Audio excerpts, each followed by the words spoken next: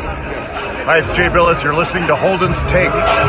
Welcome everyone to another podcast of Holden's Take. I'm joined by none other than Mackenzie Garnett. What? The only person who comes on the show. Today we're going to have a kind of short podcast.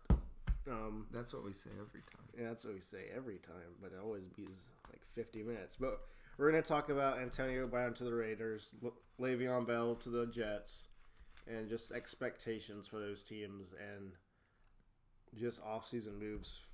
And first we're going to start out with the Raiders. And Mackenzie, I'll let you start it off since you're the guest. All right, so the Raiders loved John Gruden as a hire, and then he made the moves he did, and I was like, wow, maybe he wasn't the best hire. But we'll see what happens with him. He got Antonio Brown, and we'll see how that goes. But I think it's kind of funny. We were talking about it before the show, how Antonio Brown is sort of the exact opposite of what John Gruden was trying to establish when he first came in there.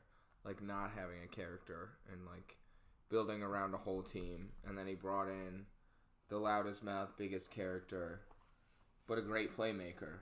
Yeah, and then also Vontez, who is just a problem.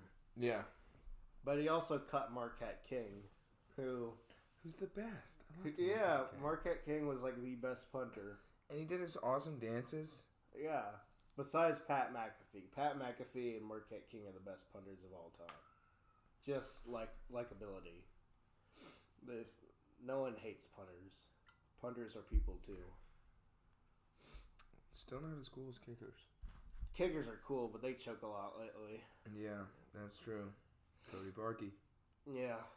All right. Love that guy. One of the greatest Eagles of all time. He played for the Eagles. Yeah, for like a season though, right? Yeah, it was like a season or two. Because I remember I had the Madden game where he was the kicker. So every time I played Madden with the Eagles, I had Cody Parkey. All right, Le'Veon Bell signed with the Jets. Jets. Jets. I like that. I mean, I like the signing. I was kind of I wasn't really surprised when I heard he went to the Jets. I mean, he got a little bit less money than he wanted, I think, when he actually held out. But, I mean, he went to New York. Like, it's a big market. He's going to get a lot of money just by endorsements and stuff. I feel like since the draft last year, the Jets have had a lot of money to spend on a really good offensive player to help Sam Darnold out. And they just haven't been able to get one. And I think if Le'Veon had signed with them earlier last year, he honestly might have been able to make more money than he did. Having to wait if like the Steelers had just traded him or something, and then he could have re-signed a contract then. But because he had to wait, he ended up sort of losing out on some money. But that's what happens. And the running back market isn't that great. It wasn't that strong this year. No, But I mean, they also had to re-sign Robbie Anderson, who's their best receiver, I'd say, but they put a tender on him. Yeah. I mean, he's no, scrub. I'd love to have him on my team. Like, yeah. He's a great player. But I hope this isn't a total waste on this season. Like, they have that one safety, I forget his name, Williams. You know what I'm talking about? Jonathan Adams. Josh Adams or something. If we probably have never said the name correctly, but he's really Jamal Adams. Yeah, it's Jamal Adams, but he's really cool. He's the guy who tackled the Patriots mascot at the Pro Bowl. Yeah, that guy. I don't know. I really don't want it to be just. We forgot the biggest move: Odell Beckham to the Browns. Yeah, that was. Oh my God! Yeah, it's Jamal Adams. Jamal Adams. He's honestly really good at safety. We should. That's our fault for not remembering his name. Yeah, he's really good. Yeah. But yeah, Odell's crazy, and between Odell moving to the Browns and them already having Jarvis Landry, setting up that LSU wide receiver duo. Yeah. And then Rashard Higgins is coming along. They've got Njoku at tight end. Antonio Callaway, who's actually, Antonio Callaway. he's becoming a great player. Baker Mayfield, actually, I thought should have won Rookie of the Year, throwing 26 or 27 touchdown passes. He's a gunslinger. And he didn't even play the whole season. Like, you got to remember that. Tyrod played, like, the first couple. And he didn't have the Iron Man of the Cleveland Browns, Joe Thomas. Exactly. I mean, and also they almost made the playoffs with them. The Giants weren't close. Yeah. But, I mean, Saquon's a great player. I mean, I'm not taking that away from him. Yeah. But I think Baker should have won. But also, Baker's my favorite non-Cowboy player, so Yeah.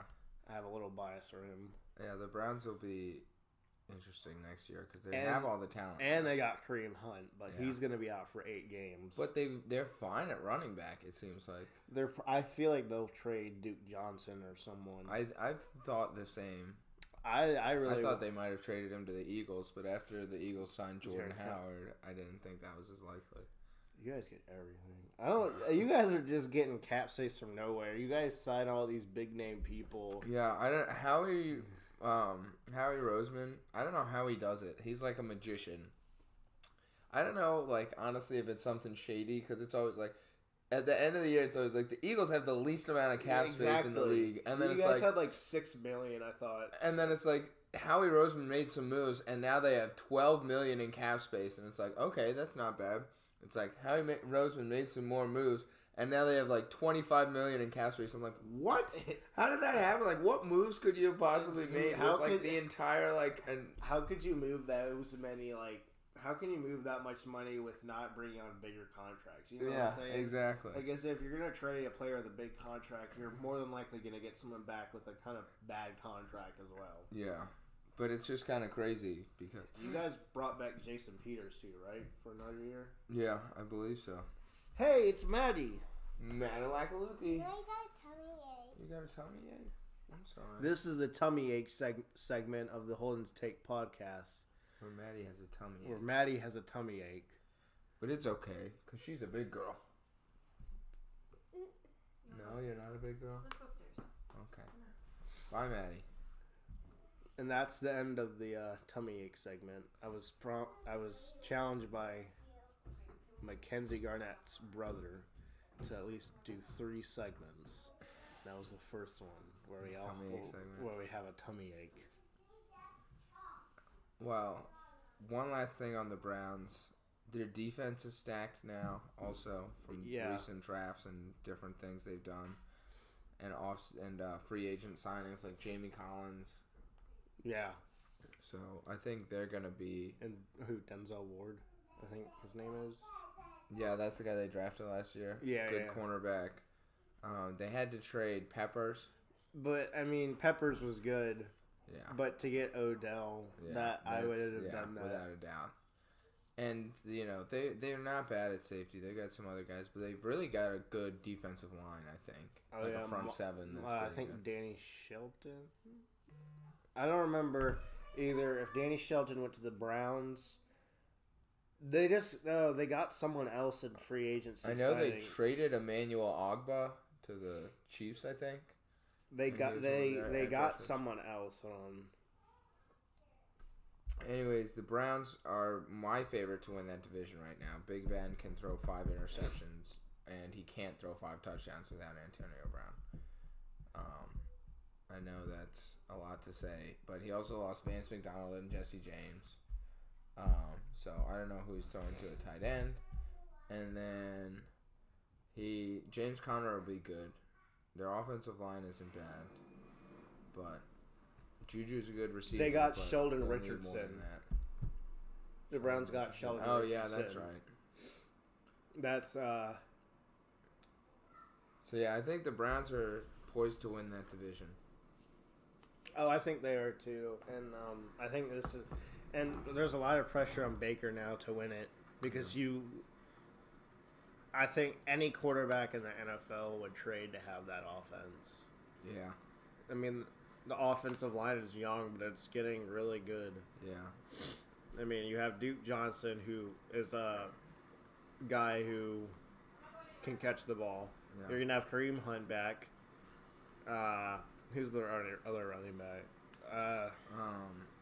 Didn't they get Nick Chubb? Yeah, Nick Chubb, who's a stud. You And got then do they still have the other guy? What's his name? He used to play Carlos Hyde. Carlos Hyde. They yeah. traded him to the Jags, I think. Okay. And then you have Odell, Landry, two really good young receivers, and then like a great tight end. Like, this is everything you could ask for in a situation. Yeah. So at that point, it's just sort of like the expectations are going to be really high for the Browns, which is a weird thing to say. Yeah. I think people will still be like a little cautious up until they actually win their first 2 or 3 games. Yeah. Like their opening game is against Tennessee. Oh, I think they could win. They should win that. Yeah. I mean, I don't know. I just hope that I really hope they make the playoffs. All right, so I'm looking here. They got Tennessee to start, and then the Jets. And I think they can beat both of those teams. The Jets don't scare me that much. But then third game, they play the Rams. And I think that will be a real test of the Browns. Yeah. Browns-Rams.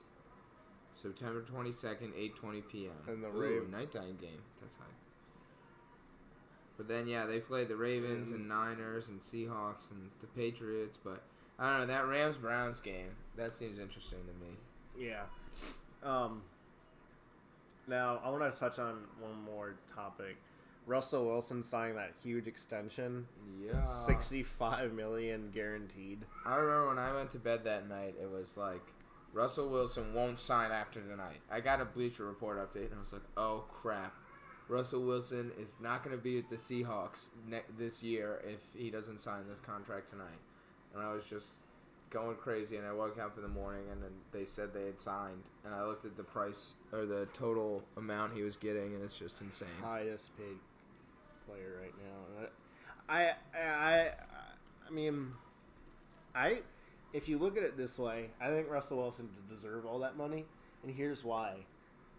For what that team has, he like just balls out, and they push for playoff spots these last couple of years. I mean, falling short sometimes, but like with the lack of help, that like isn't he like the first quarterback with this many winning seasons to start a career, or something like that? I don't remember. I know Dak is right behind like Brady for the most wins since entering the season that year.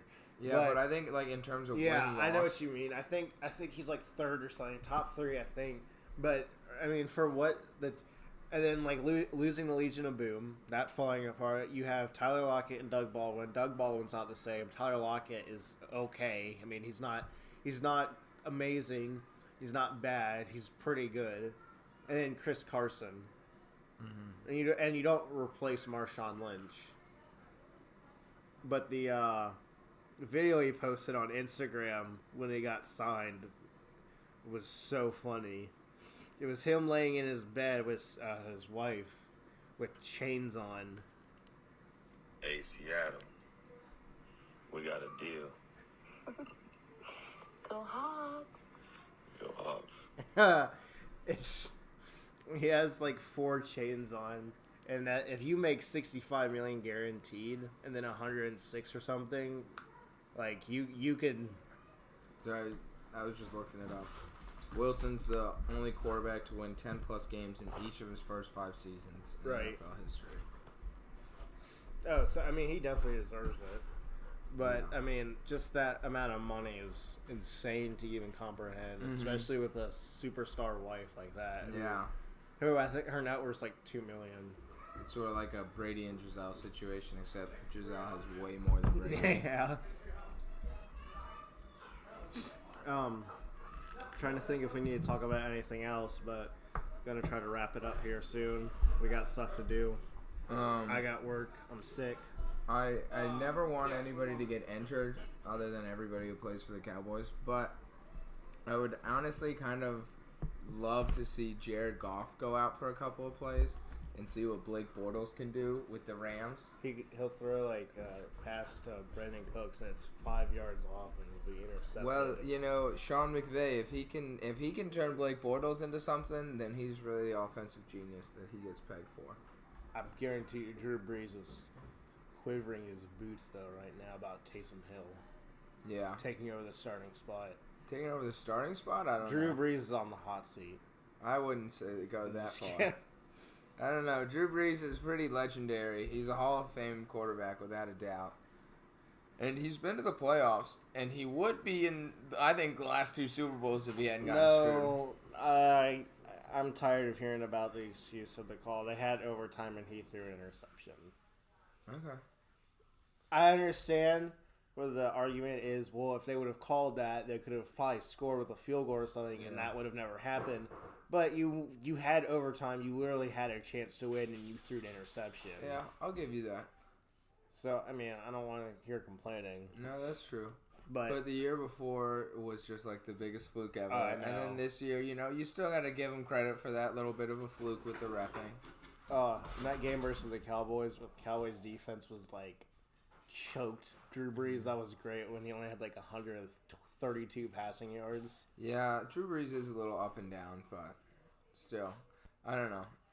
Taysom Hill, it's different when you're like a guy who comes in to mix it up and throw off the defense, and you got a really smart, innovative coach. Yeah. And when you're the starting quarterback who's in every single throw. Yeah. And everybody's got tape on you, and they know every formation you set up in, and it's not just like little trick plays and stuff. Yeah. All right. Well, I think that's going to be the end for this podcast. Wait. Okay. One more thing. Eagles got Jordan Howard. We're going to be so set this year. Go Birds. All right. Actually, I will give you what's on your mind right now. What are you doing in your life? You have the floor. What am I doing? Yeah. What are you doing with your life right now? What's on your mind? What's something that's gotten you thinking lately? Like the bowl cut video. Yeah. So I watched this pretty awesome bowl cut video on YouTube today. It was really funny. It was like bowl cut maintenance 1,000 or something. It was really stupid, but so funny because we just randomly stumbled upon it. And then NFL draft and Endgame, same dates. Yeah. Is an interesting dilemma for some people, not for me. There's going to be way too many people at the movies anyways. That's true, but And I want to see I'm it. going to watch the draft and then probably go to Endgame like the next weekend or something. But, yeah, that's what's on my mind. And the Cowboys are going to have a pretty good edge rush this year. Except for that pothead got off their team, and he was the best one. But now he's like selling CBD stuff. Yeah. Yeah, he, I guess he collaborated in the bowl cut maintenance 1,000 video. With Owen Wilson. All right. Middle-age crisis Owen Wilson. Yeah. All right, that's going to be it for the podcast. Wow. Hopefully. Wow. What a nice bowl cut. Wow. Hopefully I'll come out with one next week. Maybe I won't, maybe I will. It depends if I want to. Peace.